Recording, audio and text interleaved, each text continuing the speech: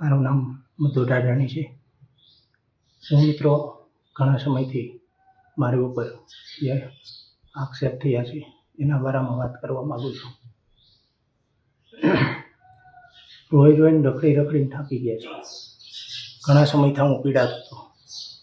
No doubt મારી ઉપર રેપનો case થયો છે, કલમ લાગી ગઈ છે મારી ઉપર રેપની.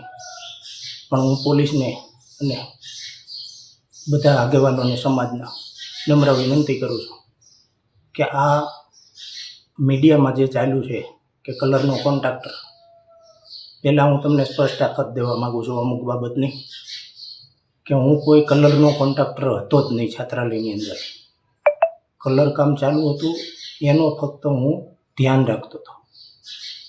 કલર કામના મજૂર મેં ગોતી દીધા હતા. મેં એક પણ રૂપિયાનો કોન્ટ્રાક્ટ રાખ્યો નથી. રહી વાત બીજી, તો નો ડાઉટ હું મારી ભૂલ છે એ સ્વીકારું છું કે મારાથી ભૂલ થઈ છે. પણ તમે જેવું મીડિયામાં મેં એ છોકરીનો રેપ કર્યો હોય કે વોટ્સઅપમાં મેં વાતો કરી છે, તો મારા ભાઈબંધ મિત્રો જે છે એ એવું માને છે કે મધુભાઈએ કાંઈ પણ વસ્તુ કરી છે. પણ આ એક મોટું ષડયંત્ર છે. આ ષડયંત્રનો શિકાર અત્યારે હું અને મારો મિત્ર પરેશ રાદડિયા અને અર્જુનભાઈ થયા છીએ. કોણ કરવાવાળું છે એ આ તાલુકાની સૌ જનતા જાણે છે. મારે ફક્ત ને ફક્ત એટલું જ કહેવું છે, હવે હું રોઈને થાકી ગયો છું, રખડીને થાકી ગયો છું.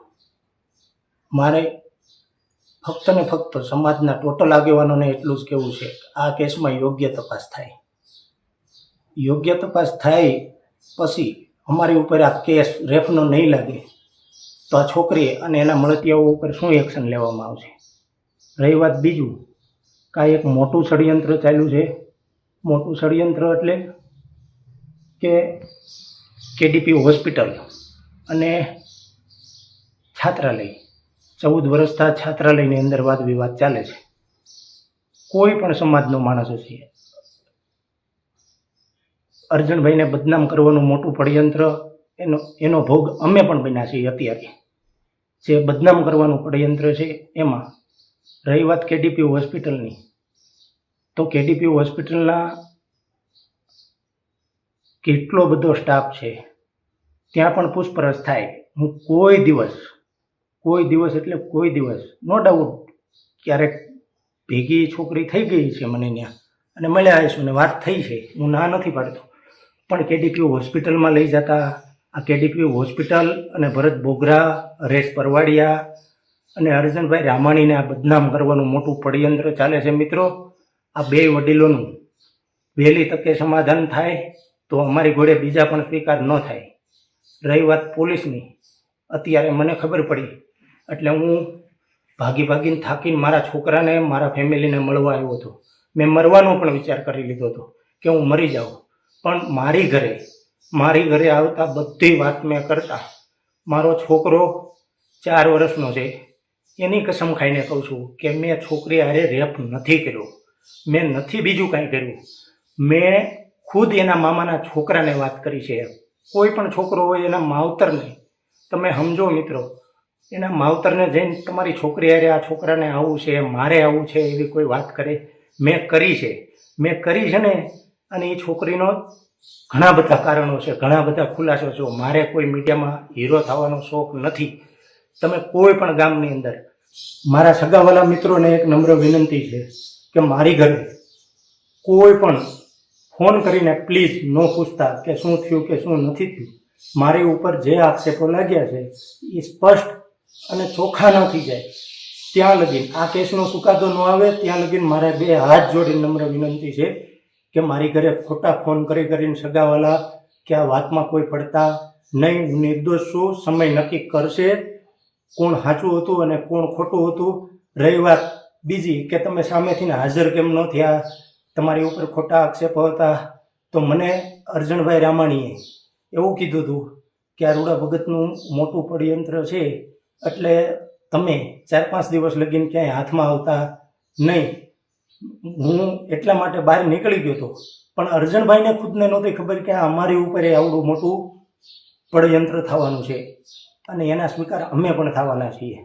રહી વાત રાજકીય, તો રાજકીય ક્ષેત્રે અમને ભ્રષ્ટાચારમાં અને લોકોના કામ કરવામાં સિવાય અમને રસ નથી.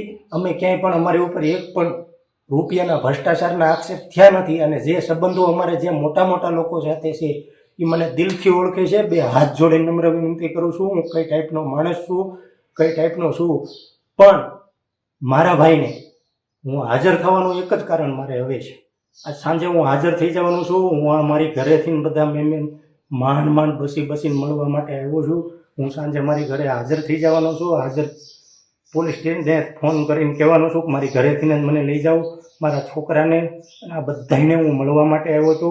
મારા ફેમિલીએ મને ખૂબ સપોર્ટ આપ્યો છે, એટલો બધો સપોર્ટ આપ્યો છે કે એમ જ કીધું છે કે તારે જીવવાનું છે, મરે આપણા દુશ્મનો, આપણે શું કામે આવું કરવું જોઈએ? તે કોઈ વસ્તુનું કર્યું નથી તો લડાઈ લડ અને હાજર થઈ જાય સામેથી. મારા ભાઈને નથી તમે લોકો મદદ કરતા ને, પણ મારો ટેસ્ટ થશે. મેં રેપ નથી કર્યો, મેં વાત કરી છે છોકરી જોડે.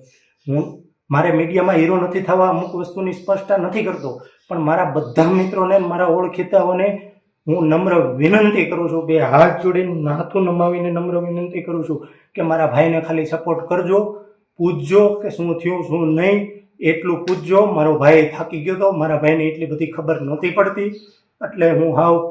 અને અમે કોઈ વસ્તુની અરજી કાંઈ નથી કરી. જે લોકોને મેં કામ સીંધું હતું એ લોકોએ આઘા ભાગ્યા છે, પણ કાંઈ વાંધો નહીં. અમારો સમય ખરાબ હશે અને અમારી ઉપર જે આક્ષેપો થયા છે એટલા માટે અમે અને મુશ્કેલીમાંથી પસાર થશું. પણ મારી સમાજના બીજા લોકોને નમ્ર વિનંતી છે કે નાની મોટી મારી ભૂલ હશે, પણ મેં એવડી બધી ભૂલ નથી કરી કે આ છોકરીનો રેપ કર્યો હોય. એટલું જ કહેવા માગું છું બસ.